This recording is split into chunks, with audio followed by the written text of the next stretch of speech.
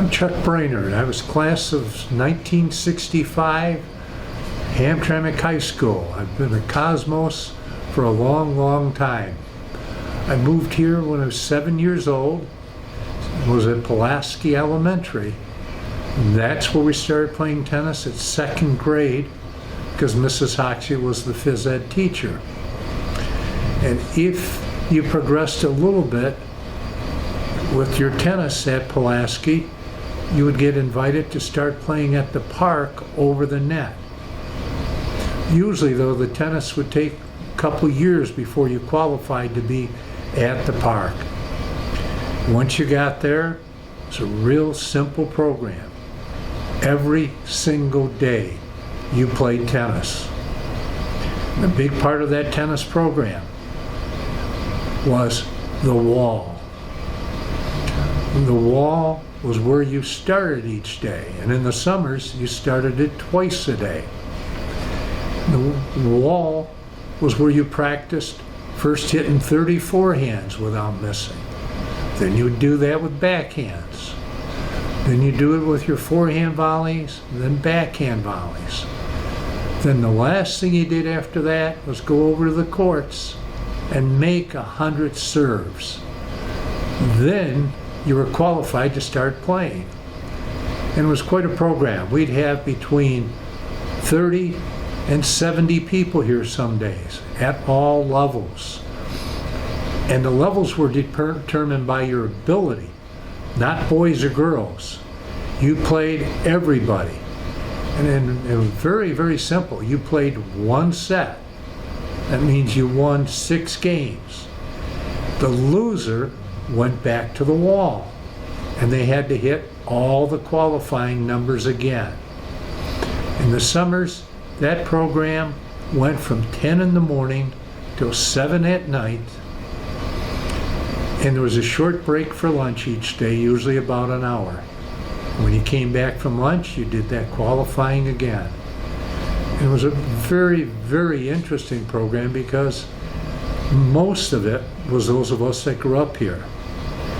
And the financing that helped us travel around the country came from the recreation department. Most of us, our parents, worked here. Generally just one parent worked, usually at one of the factories, one of the car factories. There wasn't a whole lot of money. But once again, the recreation department helped us travel. And I was very fortunate. I got to see much of Canada, much of the country, and Canada, and I was lucky enough to even play in Jamaica. And once again, the participants in those travel events were based on ability. Throughout that program that started in the very early 40s through the end, Mrs. Hoxie passed away in 1970 at Northwood. We had players come into our tennis camp from all over the world.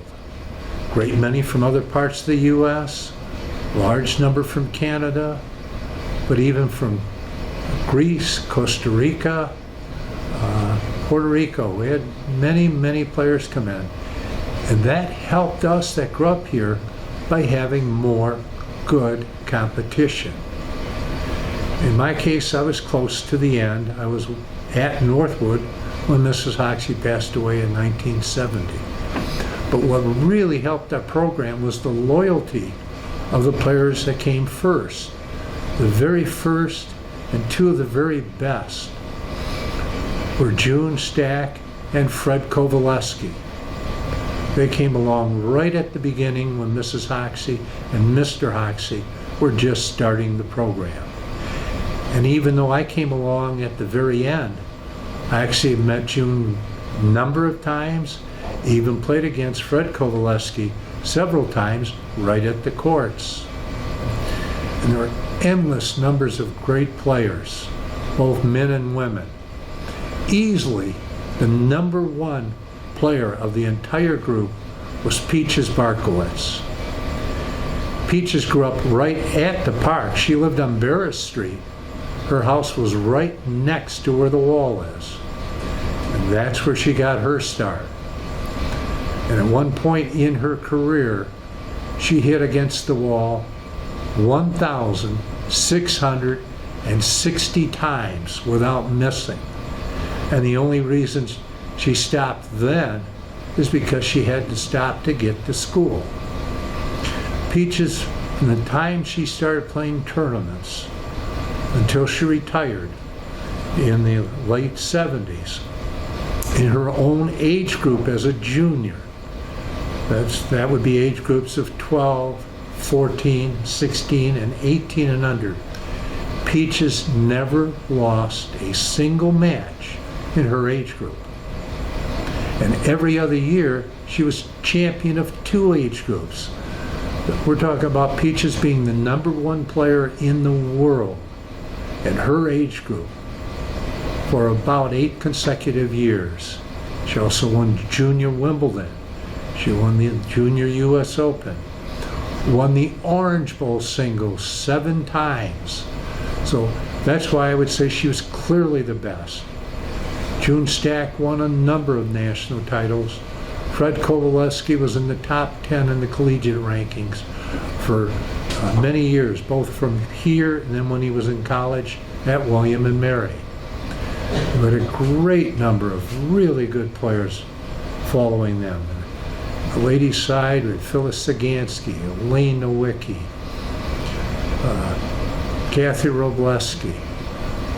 Also we had Sheila Ford, now Sheila Ford Ham, and her sister Muff came. Sheila even won 1 state championship playing with Peaches in doubles. And on the boys' side, we had Ray Sinkowski as the #1 15-year-old in the country in 1957. Later played 1 for the University of Michigan, was also on the National Junior Davis Cup team. Jerry Doobie, he was just ahead of Ray Sinkowski at University of Michigan, and he too played #1. We had Dick Potter. Dick Potter played at the University of Michigan in 1957. The University of Michigan won the NCAAs in tennis. Barry McKay from Cincinnati won the singles, and Dick Potter teamed up with McKay to win the NCAA doubles. My end of it, a little later, I won a number of junior tournaments. My highest ranking in the 16 and unders, I was #3 in the country. Also won the Men's Public Parks Championship that year. Went on to win the Orange Bowl, which is probably the #5 tournament in the world for juniors. Won a couple national titles in Jamaica before my senior year of high school. Fortunate enough to win several high school titles. I won the singles 3 times. And we had other players here. Ted Jacks won the high school singles 4 times. Also the boys indoors. Title I actually won also. That was a national title.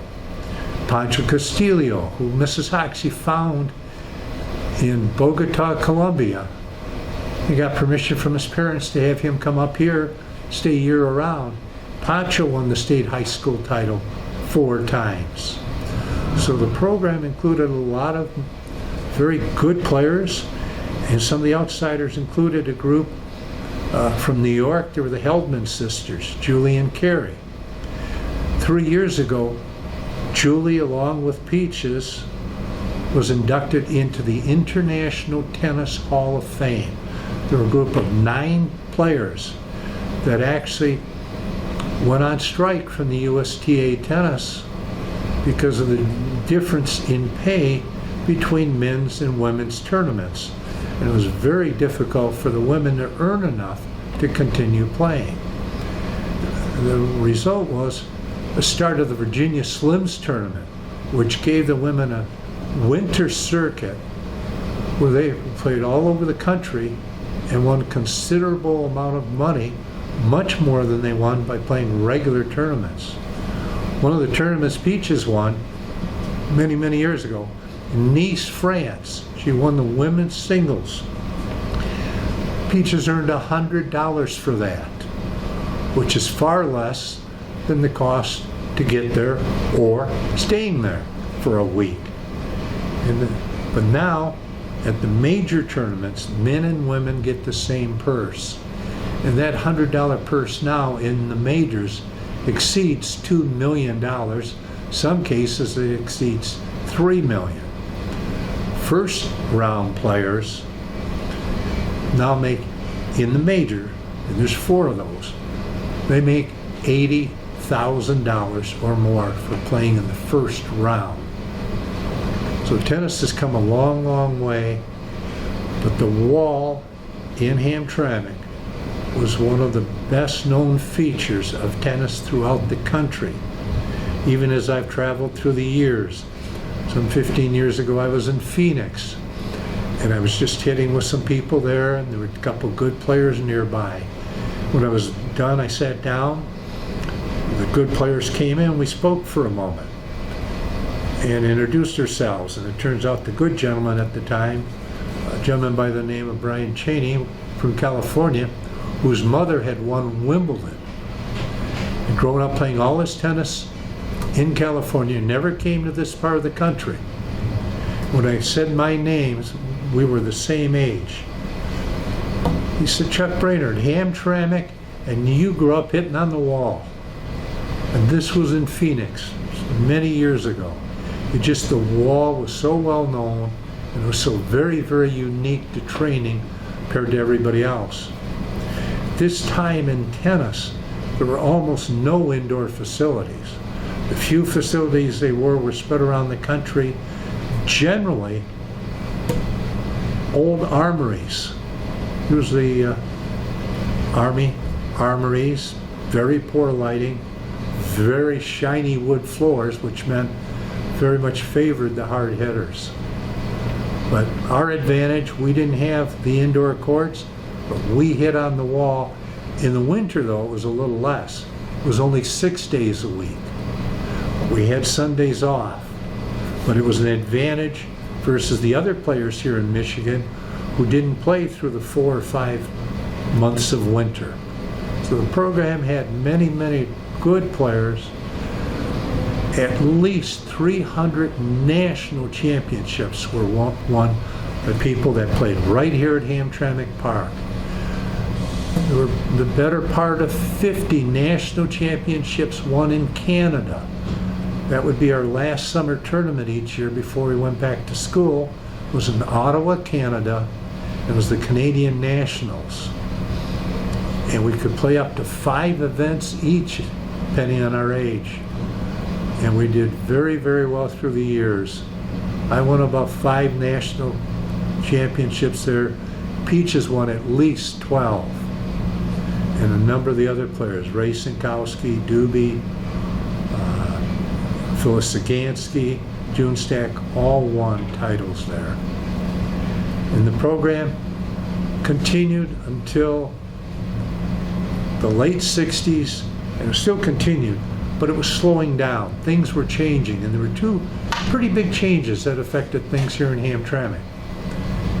Kids started going away on the weekends with their parents. Some of them had cottages up north somewhere. That was a big change. We played 7 days a week because we didn't go anywhere else. We were here all the time. And another big change, that's when indoor tennis came into Detroit. So the outside people, and so many of them from the suburbs, Birmingham and Bloomfield Hills, even Grosse Pointe, that came here to play, no longer needed to come here for the competition as the indoor clubs came. So it changed things, and there were a few less kids as the population shifted here in Hamtramck. But it was an incredible program. It was Mr. and Mrs. Hoxie that came up with the ideas. The recreation department did an incredible job. And the many, many, many good players that came back here to play with us as we were growing up, so we had the competition. I mentioned the name Jerry Doobie, who played 1 for Michigan. He was here all summer for 3 or 4 straight summers while I was growing up. And I said I had won the men's public parks title when I was 15. Part of the reason I won it is because Doobie hadn't been practicing. He had been teaching us all summer, and I was fortunate enough to beat him to win the title. But a couple weeks later, we played the National Public Parks Tournament. Doobie took a very short amount of time off in practice. The National Public Parks, he beat me in the quarterfinals very easily. Went on to win the National Public Parks title. But it was people like Doobie and Ted Jacks that came back, that kept this program going and the competition. And it went on for many, many years. And as I said, it was well known throughout the country. What was the last year that you played in Hamtramck tennis? The last year was 1970, and it was unfortunately Mrs. Hoxie's last year. She was teaching at Northwood, coaching the team, and she'd be there 3 days out of the week, and I would be there, of course, the 5 days running the practice when Mrs. Hoxie wasn't here. The program ran up till the spring of 1970 when Mrs. Hoxie passed away at Northwood. Recently, the field, the tennis courts, were dedicated or named after Jean Hoxie. Could you tell us a little bit about that ceremony, who organized it, and which tennis players were invited to attend? Okay. The program at the public courts, which was May 18th, was organized by Tom Hibbets, who was the head of the recreation department. And there's been a small group which I've been involved with. Coordinated, the leader of the group is Walter Orline, former coach, the Air Force Academy for 10 years. Walter also went to West Point, played where the International Hall of Fame is held in Providence, Rhode Island. Walter has a great tennis background and really loves tennis. He was the tennis and squash pro at the Birmingham Athletic Club for many years. And he got a group together that included myself, Chuck Brainard, the current president of the Western Tennis Association, which is the 5 states around Michigan, the local part of that association with Susan Courtwright, who heads the Detroit or Southeastern Michigan tennis for the USTA. And that was Jeff Stassen, who's the president, and also had involved in some of the program retired judge, federal judge Gerald Rosen was involved, and that was the majority of the people that were. I'm sorry, I left out a very important person. Peaches Barkowitz has been a number. Unfortunately, she missed the program on the 18th. She was a little under the weather.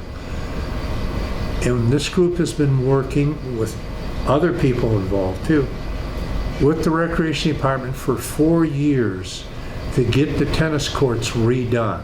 Right now there's 3 playable courts, and it's very likely in the not too distant future we're going to see 6 nice new tennis courts at Veterans Memorial Park. What happened to you after tennis? What kind of career did you pursue, and have you been still involved in any of the recreational tennis activities? I was very fortunate that after I left Northwood, I got involved in indoor tennis. I managed a facility in St. Clair Shores originally, and stayed still playing some. And over a period of about 12 years, I was first at the Lakeshore Tennis Club in St. Clair Shores, and I spent 1 summer at Oakland Hills running the program there. Then moved on to Bay Valley outside of Bay City and ran a program there. And one of my students was a young man by John Karras from Midland, who for 4 years was in the top 3 in the country between the 12 and under and 14 and under. A couple years later, I finished my tennis career managing the Lockmore Club's indoor tennis facility in Grosse Pointe, and also coaching the number 1 12 and 14-year-old in the country, a young man by the name of Aaron Krickstein, who later in the men's became number 8 in the world, which also puts him equal to Peaches Barkowitz, who also attained the ranking of 8 in the world. Those would be the 2 best tennis players ever out of Michigan. My end of it, I did all right. I continued to play, and at one point I did win the Michigan Open, just the top professional tournament in Michigan. Also the Detroit Open. And this was in the days finally we earned a little money winning tournaments. Also won a Midwest level tournament in Cleveland. One of the people I beat on the way to the semifinals later that year was the Big Ten singles champion, and I was 30 years old at the time, and I was able to beat him. And in the doubles finals, one of the 2 men I played against was Tim Gullickson, and he and his brother were ranked number 1 in the world in doubles, and I was still at a level to hold my own and beat Tim in doubles, but he didn't have his brother with him. So I was very fortunate. I got to play a lot of tournaments, still win quite a bit. Before I retired from tennis, I got into the car business. And what do you do right now? I'm sure you're not just sitting and doing nothing. No, I still stay pretty active. One of my positions was at Bay Valley outside of Bay City. That's where I learned the golf. Never got good at it, but I learned the golf. And I've always played a little bit of golf, no matter where I go. In the last 10 years, I've gone to Florida for the winter for 2 full months, and I'll play tennis between 3 and 5 times a week in Florida, and I'll play golf 1 to 2 times. And even now, I'll still play when I'm home. I'll play tennis 2 to 3 times a week. And the camaraderie is still so good.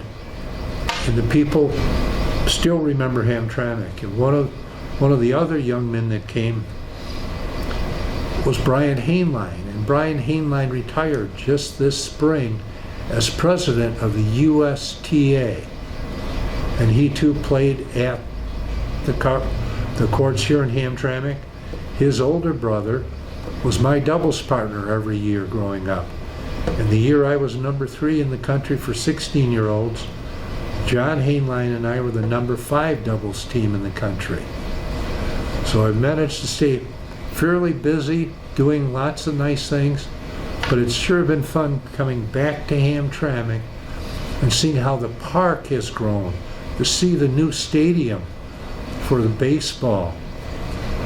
So it's been a lot of fun, and I'm still happy to have the tennis keeping me busy. Okay. I thank you very much for the interview. You're welcome.